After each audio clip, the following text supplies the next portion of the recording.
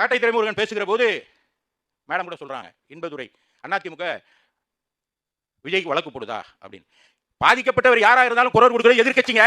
பிரதான எதிர்க்கு நாங்க தான் பேசுவோம். விஜய் எடுப்பார் கைப்பிள்ளையாக இருக்கிறார் என்று சொல்றார்.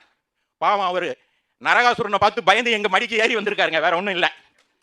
நரகாசுரர்கள், குட்டி நரகாசுரர்கள் எல்லாம் பார்த்தாரு, வேற வழியில் வந்துட்டாரு. நாங்க தான் ஆர்கியூ பண்ணுவோம், நாங்க தான் அவர்களுக்காக பேசுவோம். நீதியை நிலைநாட்டியே உங்களுக்கு பேசினமே.